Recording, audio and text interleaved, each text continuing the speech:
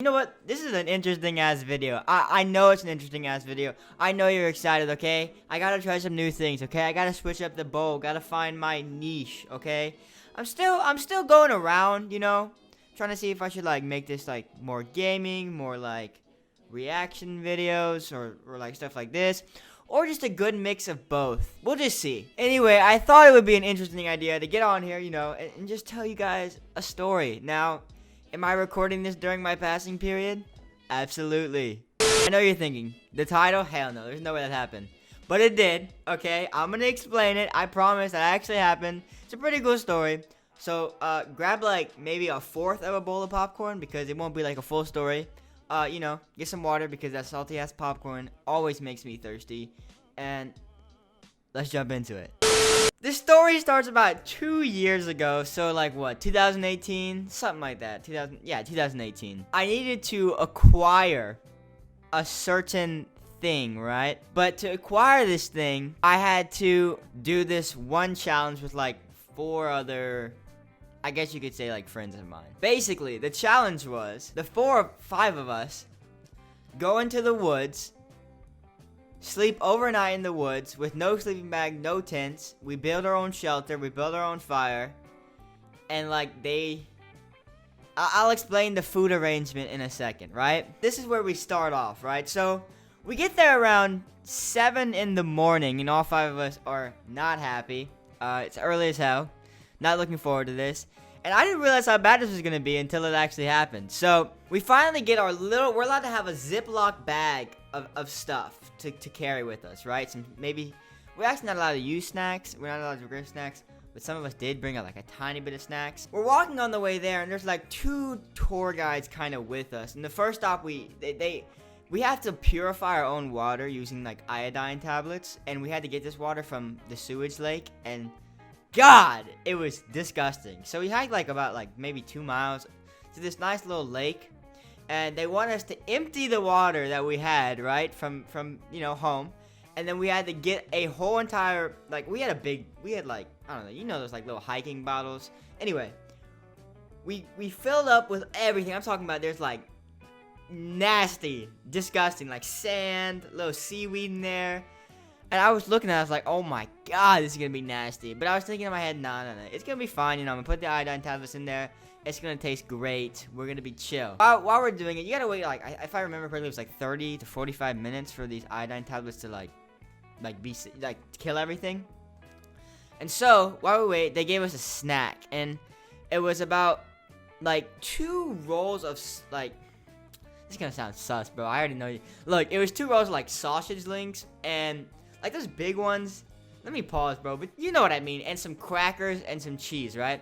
And it was actually a lot of food, and we could not finish it. In fact, we couldn't even finish, like, way halfway, right?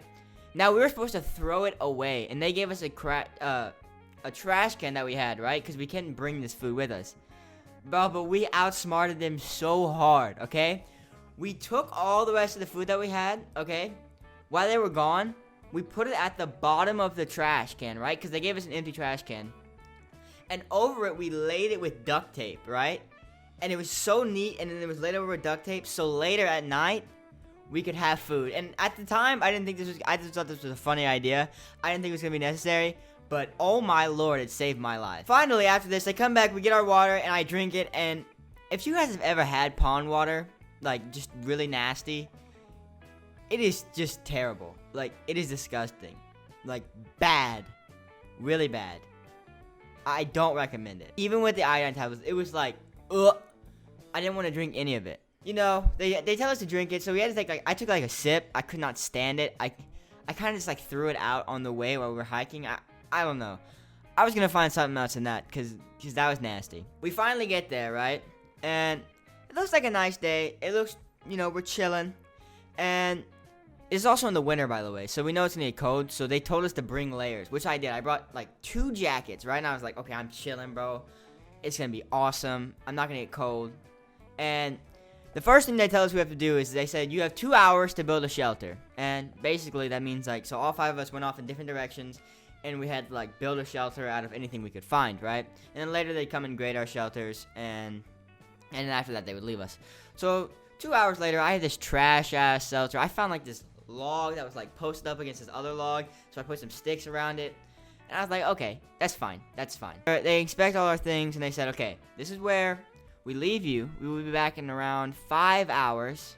You guys, I would recommend you guys go collect firewood for these 5 hours. And if you think that 5 hours is a long time to collect firewood, well, you are dead wrong. That's what they told us, right? And I was thinking, bro, we're not going to collect firewood for 5 hours. Just going to be sitting here.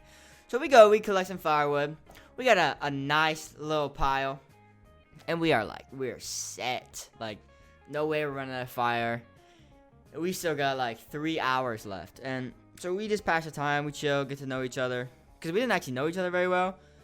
I just knew them like as acquaintances. So they come back. They say, okay, it's time to get your dinner. Or I guess you could say dinner. Now, for anybody who's a little like sad about like dead animals, I recommend you don't listen to this part, okay? So, basically, we had to go, and they brought us to this little spot, and it was like a little scavenger hunt. It was really weird. Like, they gave us like these, can of like beans, can of corn, and we had to like find them on a map. It was really stupid. But then we finally get to this place, and they've got these like 4 chickens, right? And they wanted us to kill these chickens. Now, I'm sorry, guys. We killed the chickens, right? Okay? Very painless. We did it really quickly. They didn't suffer, okay? Then they showed us how to, like, pluck the chickens and then pull the stuff out and then take it. So that's what we did with the next 3. We had to do it ourselves. So we did that, and then we put the rest of the meat in a Ziploc bag and threw away the guts, right? Okay. So, after that, it's starting to get dark, actually. Like, at this point, and you cannot cook when it's dark because you can't see the meat. Right? You can't see anything. We get going, and as soon as we start walking back to the campsite, it starts raining. Like, hard rain. And no one anticipated this. And so it's like raining hard. I'm like, oh my god, please, God, don't. Just stop raining. And I don't know if you guys know how hard it is to make a fire in the rain, but it is not easy. Especially, it's just not easy. While it's raining, too. So, we made a chemical fire. They showed us how to make, like 3 different kind of fires, including a chemical fire, and that's what we used, a chemical fire. And then it stopped raining for a little bit, and we were so happy because we could get the fire going. But it was getting dark, and we knew we were screwed because it was going to take a long time to heat up the water to cook everything, right? Or just in general cook everything. At this point, we realized as we took the chicken, like the chicken out, none of us knew how to cook on an open fire with no pots, pans, or anything. And we were sitting there, we were like, oh my god, we literally have nothing. We have like 1 bowl. How are we gonna cook this? And oh my god, what were we like at the time? I don't know, we were really young. And we were supposed to know how to do this, but we did not. And we were so screwed, okay? So screwed. And we were thinking, and now we were thinking for like an hour. We were like trying to figure it out, like put it over the fire, and now it's dark, pitch black. And we just decided, you know what, we're just going to hold the chicken wing in the fire, right? And just let it cook. And we did that. It would look like burnt everywhere, but we were all starving. Like starving. And it was burnt. I was like, you know what, I'll eat it, I'll take it. So I eat it, and I'm like, wow. This is really chewy, like rubber, right? And at that point, and I swallowed it. At that point, I realized, oh my lord, I screwed up. It was raw. It was dead raw. Someone shined the flashlight. It was not cooked at all. It was the outside layer was burnt. And I was like, oh my god, I am screwed. Screwed. And we wasted, and the other one, we just didn't know how to cook anything. And so then we tried with like little bowl to like put it in boiling water, and we tried that. That didn't work, okay? Just overall, we ate nothing, okay? We had nothing to eat except like a can of corn that we had, and we splitted that. And so we're all starving, and it's late, and it's starting to get cold because it rained, and we're in the mud. And we decide that we're just going to stay at the fire. We're not going to go back to our shelters because no one's looking after us anyway. We're going to sleep at the fire. At this point, I'm starting to get a little sketched out, like, oof, this is not going to be a good night. But then we remember, we go back to the trash can with all our food. Oh my god, saved my life that we got to eat it. Now, we gobbled it down. We ate everything out of there, right? And that's kind of how we survived that part of it. We didn't tell the people that we couldn't cook the chicken.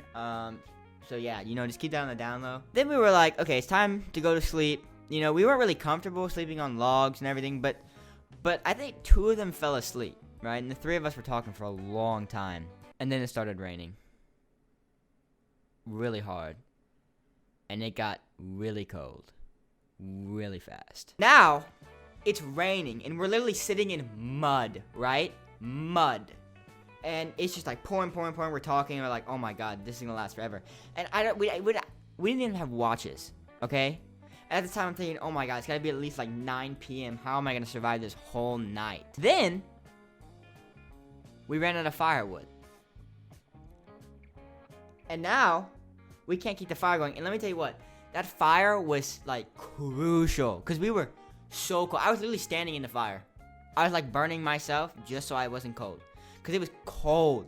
Because when jackets are wet, oh my lord, it was freezing. And then we're like, we're screwed. Why didn't we just go collect firewood? I mean, we had this big pile.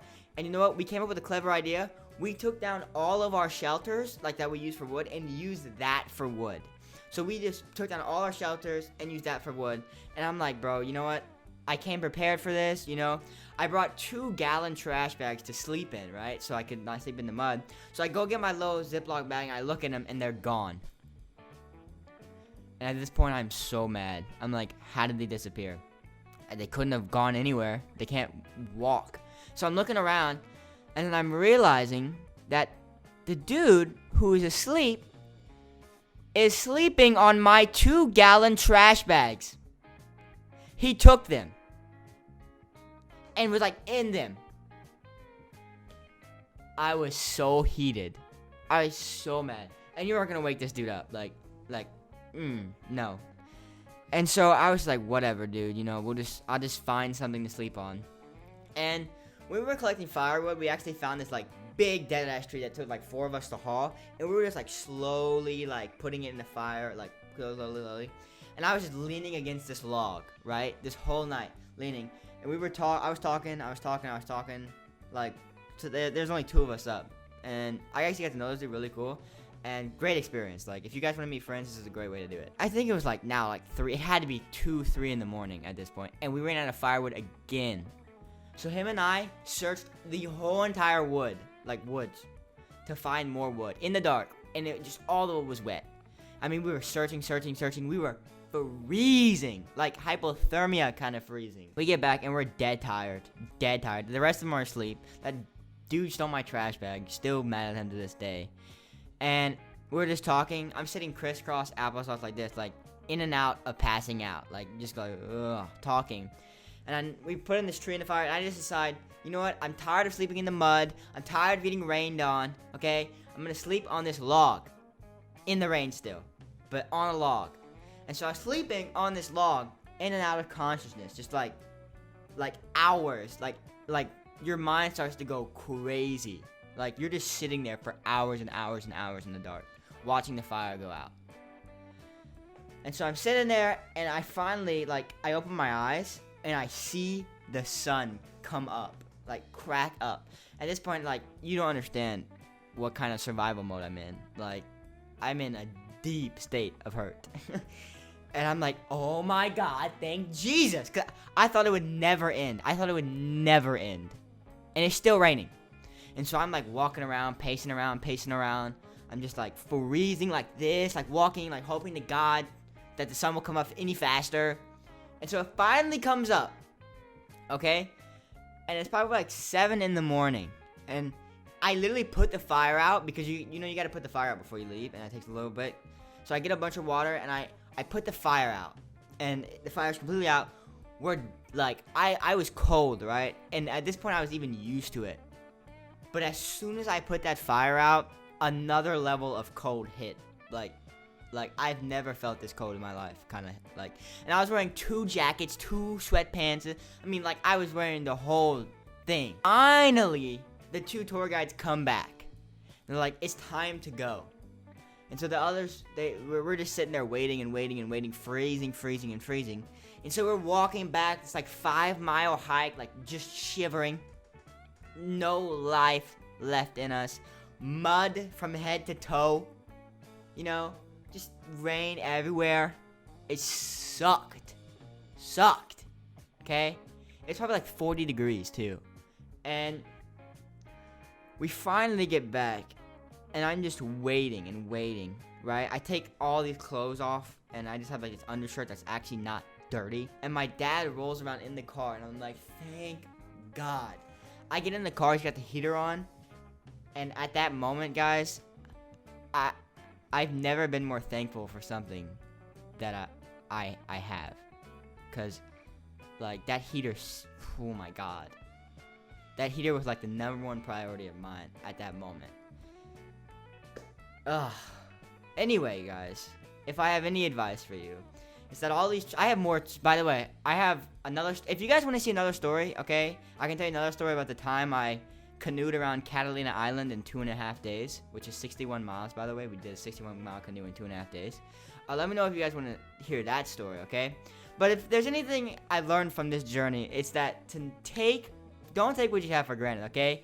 There's always someone worse than you, okay? And until you've experienced just having nothing in the woods when you're dying of cold, when you just want everything to be over, that's when you finally realize that you're just living a great life, okay? Trust me, I know I mean, there's people who have it way harder than me. There's people who have it way harder than those people. And these experiences, I would never change them from my life. I mean, one of the best experiences I've ever had. But would I do them again? No. That is the simple answer. No. Anyway, guys, I hope you enjoyed this fire-ass story. You know, leave a like. Tell me any stories you got in the comments, you know. And let me know if you want to see the next one. I'll see you in the next video, boys. Peace out.